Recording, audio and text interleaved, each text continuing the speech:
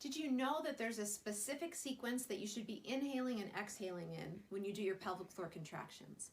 And for a lot of women, this is really confusing. And I would say 90% of women are breathing the exact opposite way. Let me explain how this works. When you work your pelvic floor, like you're doing a Kegel, and a lot of the common cues we give is, it's like you're stopping the flow of urine. The cue is to exhale while you contract those muscles like you're stopping the flow of urine. And then inhale to soften, release, and relax.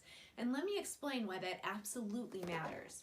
Your diaphragm is the top of your core, and it sits like an upside down bowl right here. Your pelvic floor muscles are at the bottom of the pelvis, and they should be working together almost like a merry-go-round where they move up and down together in the same sequence. When you inhale, your diaphragm plunges downwards, almost like you're going to give kids medicine. You put the little syringe into the bottle of medicine, you pull the plunger down, it sucks the medicine into the tube. That's what's happening here with your diaphragm. When you inhale, your diaphragm plunges downwards, which means that your guts and your abdominal contents are being pressed down into the pelvic floor. We need your pelvic floor to melt when you inhale and relax. When you exhale, your diaphragm lifts up. That's when we want the pelvic floor lifting.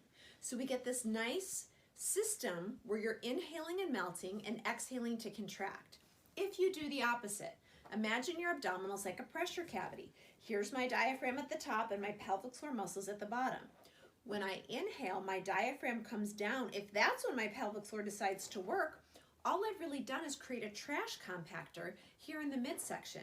Instead, I want to inhale, release, and relax. On the exhale, the diaphragm lifts. That's when I want my pelvic floor lifting. I try to teach you all these tips about your pelvic floor and your breathing in my 6-week classes. They're a combination of education and exercise, and as a women's health physical therapist that spent over 10 years in a clinic setting and now over 5 or 6 years owning my own business, I have mastered teaching you things that can be very complex using easy to understand examples and props. So log on to carriekoziel.com to learn more and to sign up for a class today.